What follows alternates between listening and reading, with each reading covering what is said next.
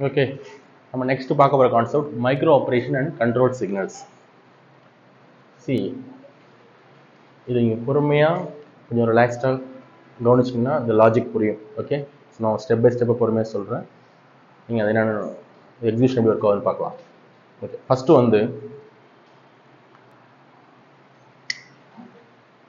ப்ரோக்ராம்ஸுங்கிறது என்னென்னா உங்களுக்கு தெரியும், it is a set of instructions. Set of instruction. ஒரு ப்ரோக்ராமை பிரேக்கப் பண்ணோம்னா தேர் வில் பி நிறைய இன்ஸ்ட்ரக்ஷன்ஸ் இருக்கும்.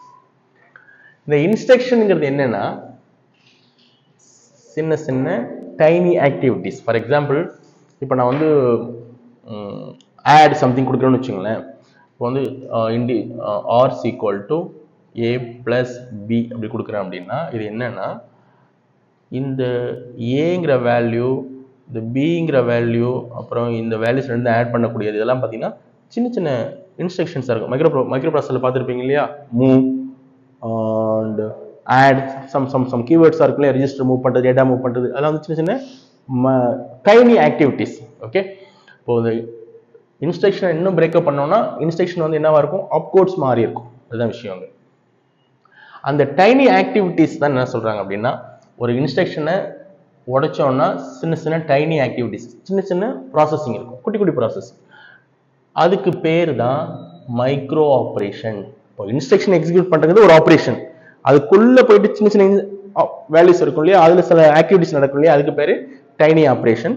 அந்த டைனி ஆப்ரேஷன்ஸ்க்கு பேர் தான் மைக்ரோ ஆப்ரேஷன். அந்த டைனி ஆக்டிவிட்டிஸ்க்கு பேர் தான் மைக்ரோ ஆப்ரேஷன். இந்த மைக்ரோ ஆப்ரேஷன் நடக்கணும் அப்படின்னா நமக்கு என்ன தேவைன்னா கண்ட்ரோல் சிக்னல்ஸ் தேவை. ஸோ இந்த கண்ட்ரோல் சிக்னல்ஸ் யார் தராங்கன்னு பார்த்தீங்கன்னா கண்ட்ரோல் யூனிட். நல்லா புரிஞ்சுக்கோங்க. ப்ரோக்ராம்ஸ் வந்து செட் ஆஃப் இன்ஸ்ட்ரக்ஷன்ஸ்.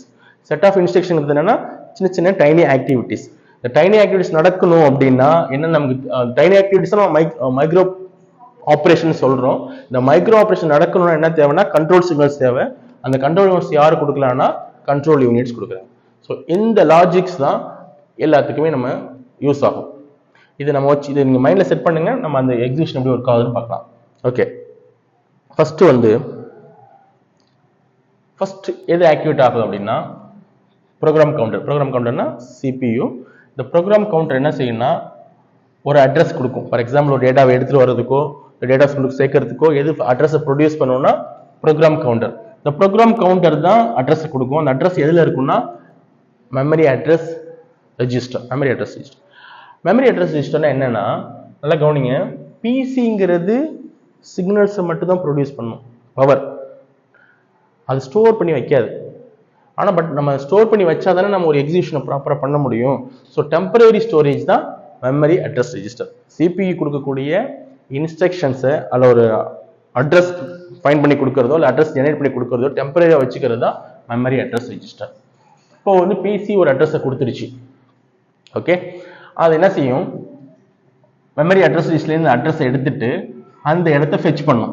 இந்த இடத்துக்கு போகணும்னு சொல்லிட்டாச்சு, இங்கே போயாச்சு, அதோட முடிஞ்சு. அடுத்தது இப்போ நமக்கு அட்ரஸ் தெரிஞ்சிருச்சு. அட்ரஸ் தெரிஞ்சிருச்சுன்னா நம்ம அந்த இடத்துக்கு போயிட்டோம்னா எது ஆக்டிவேட் ஆகும்? டேட்டா பஸ் ஆக்டிவேட் ஆகும். ஓகே, அப்போ என்ன செய்யும் டேட்டா பஸ்? டேட்டா பஸ் அந்த லொக்கேஷன்ல இருந்து, இது அட்ரஸ் கொடுக்கறதா அந்த வேலை, இது அந்த இடத்த ஃபைண்ட் பண்ணி போயிடுச்சு. இது போனதுக்கு அப்புறம் இந்த டேட்டா பஸ் என்ன செய்யும், அங்க உள்ள கண்டென்ட்டை மூவ் பண்ணும். எதுக்கு மூவ் பண்ணும்? மெமரி பஃபர் ரெஜிஸ்டருக்கு மூவ் பண்ணும்.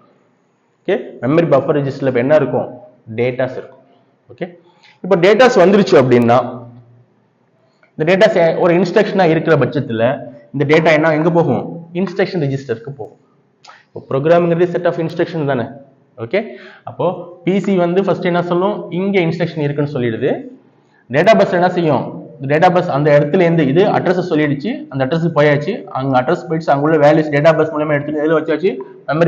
மெமரி பஃபர் ரெஜிஸ்டர்ல வச்சாச்சு. அந்த மெமரி பஃபர் ரெஜிஸ்டர்ல இருக்கக்கூடிய இன்ஸ்ட்ரக்ஷன் என்ன செய்யறாங்க? இன்ஸ்ட்ரக்ஷன் ரெஜிஸ்டருக்கு வச்சாச்சு.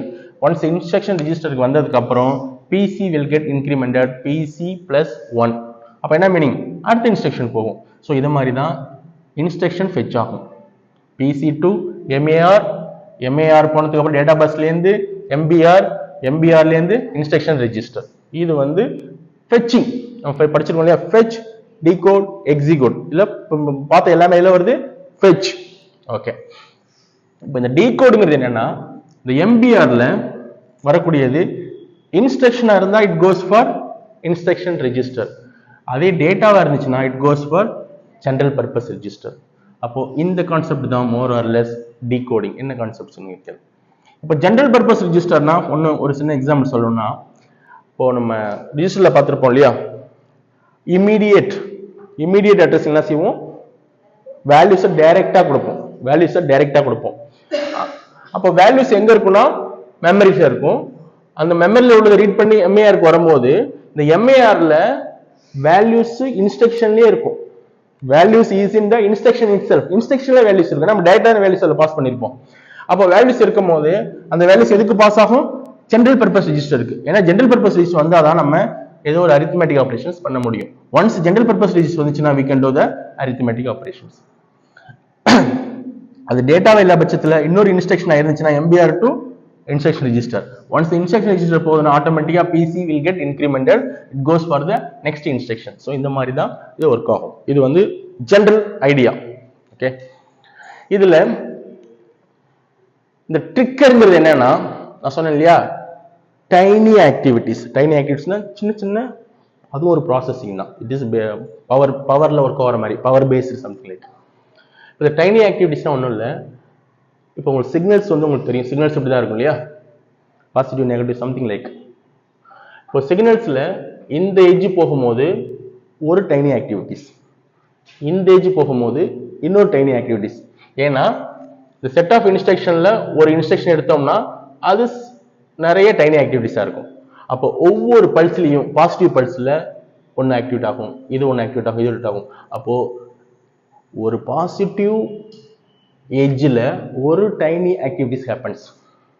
ஒரு பாசிட்டிவ் பல்ஸ்ல ஒரு டைனி ஆக்டிவிட்டிஸ் ஒர்க் ஆகுது. அது அப்ராக்சிமேட்டா சொல்லும் போது ஒரு மைக்ரோ செகண்ட்ல ஒரு டைனி ஆக்டிவிட்டிஸ் ஹேப்பன்ஸ், ஒரு மைக்ரோ செகண்ட்ல. So that it is called micro operation. ஒரு மைக்ரோ ஆபரேஷன். இன்ஃபேக்ட் இப்போ உள்ளதெல்லாம் பாத்தீங்கன்னா நானோ அதோட இன்னும் ஸ்பீடா ஒர்க் ஆகுது. பட் அதை சேஞ்ச் பண்ணிட்டே போயிட்டு இருக்க முடியாது. அடுத்து நானோன்னா அப்புறம் இன்னும் அதோட இன்னும் பெட்டரா பிக் ஒன்று போயிட்டே இருக்க மாதிரி இருக்கனால அவங்க they stop with micro operation. சின்ன ஆபரேஷன், அதுதான் அவங்களோட இன்டென்ஷன். அதாவது நார்மல் ஆபரேஷனோட சின்ன operation, so that they use micro operations. Okay, இப்போ நான் சொன்ன எல்லா விஷயங்களும் மைண்ட்ல வைங்க.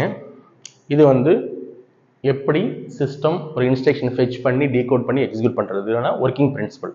ஓகே, இதனோட எக்ஸிகியூஷன் நான் உங்களுக்கு ஓவராலா சொல்லிட்டேன் இல்லையா. இது எப்படி ஸ்டெப் பை ஸ்டெப்பா ஒர்க் ஆகும் சொல்றது தான் இந்த time based activities, tiny activities. First positive பல்ல என்ன ஒர்க் ஆகுதுன்னா, ஃபர்ஸ்ட் பாசிட்டிவ் எட்ஜ்ல என்ன ஒர்க் ஆகும்னா, PC gives address to MAR. அதான் ஃபர்ஸ்ட் இன்ஸ்ட்ரக்ஷன். ஆக்சுவலி நம்ம ப்ரோக்ராமிங் படிக்கும் போது ஸ்டெப் பை ஸ்டெப் இன்ஸ்ட்ரக்ஷன் சொல்லியிருப்போம் இல்லையா.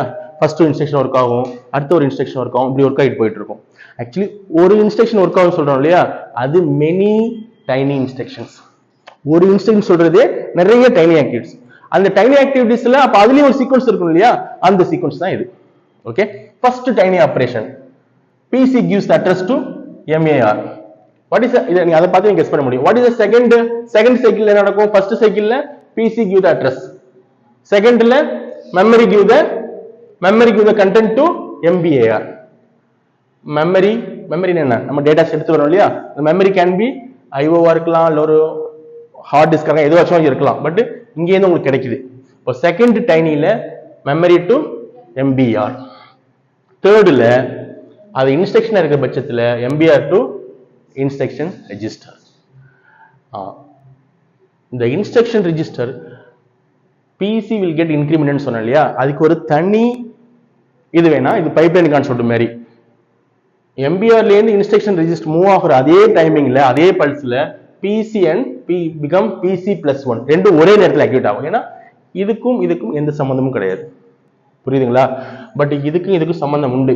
இப்போ நீங்க இந்த கொஸ்டின் இந்த PC+PC1 இங்க வைக்கலாமான்னா வைக்க முடியாது. ஏன்னா அங்க ஆல்ரெடி PC வேற ஒரு டாஸ்க் பண்ணிட்டு இருக்கு. ஒரே நேரத்தில் ரெண்டு ஆக்டிவிட்டிஸ் பண்ண முடியாது, ஒரு நேரத்துல ஒரு மினிமம் ஆக்டிவிட்டிஸ் தான் பண்ண முடியும்.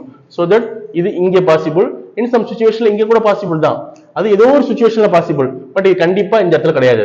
ஏன்னா PC already working there, PC already அங்க ஒர்க்னா பண்ண முடியாது. ஏதோ ஒரு ரெஜிஸ்டர் இருக்குன்னா ஏற்கனவே ஒரு ஆக்டிவிட்டிஸ் பண்ணுதுன்னா அதே செகண்ட்ல இன்னொரு ஆக்டிவிட்டிஸ் பண்ண முடியாது, அதுதான் விஷயம். ஓகேவா? சோ இப்போ இந்த ஓவரால் வந்து ஒரு இன்ஸ்ட்ரக்ஷன் கொடுத்துட்டு எத்தனை டைனி ஆக்டிவிட்டிஸ் நடக்கும் அப்படின்னா, ஃபார் எக்ஸாம்பிள் இது சிம்பிளா ஒரு 3 டைனி ஆக்டிவிட்டிஸ். இது ஜஸ்ட் ஃபெச்சிங், இதுல டீகோடிங்க்கு ஒன்று இருக்கும் அண்ட் எக்ஸிகியூஷனுக்கு ஒன்று இருக்கும். ஸோ அந்த மாதிரி இன்ஸ்ட்ரக்ஷன் கொடுத்தாங்கன்னா நீங்க எப்படி பிரிச்சு எப்படி இது ஒர்க்கிங் பிரின்சிபல் ஆகும்னு பார்த்துக்கோங்க. இதுல வந்து பிசியோட ரோல் என்ன, எம்ஏஆரோட ரோல் என்ன, எம்பிஆரோட ரோல் என்ன, ஐஆரோட ரோல் என்ன, ஜெனரல் பர்பஸ் ரிஜிஸ்டரோட ரோல் என்ன அண்ட் ஏஎல்இயோட ரோல் என்ன. உங்களுக்கு ஒரு ஓவரால் ஐடியாஸ் கிடைச்சிருக்கும் இல்லையா? அட்ரஸ் ஃபெச் பண்ணி டெம்பரரியா ஹோல்டு பண்றது, இந்த அட்ரஸ் மூலயமா டேட்டாஸை எடுத்துட்டு வந்து எம்பிஆர்ல வைக்கிறது, எம்பிஆர்ல வச்சதுக்கு அப்புறம் இன்ஸ்ட்ரக்ஷன் இருக்க பட்சத்தில் it goes for instruction, data இருக்க பட்சத்தில் it goes for GP general purpose register, general purpose ரிஜிஸ்டர்ல தேவையான அளவுக்கு கண்டென்ட்ஸ் கிடைச்சிச்சுன்னா it goes for execution. Okay, in case இப்போ ஜெனரல் பர்பஸ் ரிஜிஸ்டருக்கு எனக்கு டேட்டாவுக்கு பதிலாக ஒரு அட்ரஸ் கிடைக்குதுன்னு வச்சுக்கோங்க. இப்போ நீங்கள் படிச்சிருப்போம் நம்ம ரிஜிஸ்டர் மூவ்மெண்ட் பார்த்துருக்கோம் இல்லையா? அது அட்ரஸிங் மோட்ஸில் ஒரு ரிஜிஸ்டர்லேருந்து டேட்டாஸ் எடுப்போம் பார்த்துருக்கீங்களா? இப்படி கொடுத்துருப்பாங்க. இப்போ வந்து பிஎக்ஸ் அப்படின்னு இப்படி கொடுத்துருந்தாங்கன்னு வச்சுக்கோங்க. இதுக்கு என்ன மீனிங்னா, இங்கே ஒரு வேல்யூஸ் கொடுத்துருப்பாங்க. இந்த வேல்யூஸ் வந்து அந்த வேரியபிளோட வேல்யூ கிடையாது, இது வந்து ஒரு அட்ரஸ்.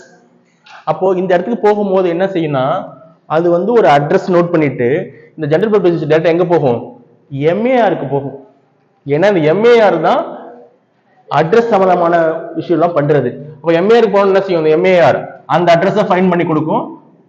அட்ரஸை ஃபைண்ட் பண்ணி கொடுத்துச்சு என்ன செய்யும்? எம்பிஆர் அந்த அட்ரஸ்ல உள்ள வேல்யூஸை எடுத்து வந்து எம்பிஆர் கொடுத்துரும். ஒன்ஸ் எம்பிஆருக்கு வேல்யூஸ் வந்துருச்சுன்னா it goes for execution. Understand?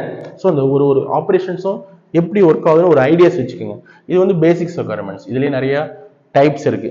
இதை நீங்கள் ஒன்ஸ் அண்டர்ஸ்டாண்ட் பண்ணிக்கிட்டீங்கன்னா அந்த டைப்ஸ், ஃபார் எக்ஸாம்பிள் மூவ்மெண்ட் எப்படி ஒர்க் ஆகும், இன்க்ரிமெண்ட் அண்ட் மூவ்மெண்ட் எப்படி ஒர்க் ஆகும், இதெல்லாம் நம்ம அடுத்ததில் பார்க்கும்போது தெரியும். மினிமம் இந்த 3 இன்ஸ்ட்ரக்ஷன் எப்படி ஒர்க் ஆகுதுன்னு நீங்கள் தெரிஞ்சுக்கிட்டா தான் ரிமைனிங் திங்ஸ்லாம் உங்களுக்கு புரியும். நான் சில எக்ஸாம்பிள்ஸ் கொடுக்குறேன், அதுக்கப்புறம் ஒர்க் அவுட் பண்ணி பாருங்க. ஓகே.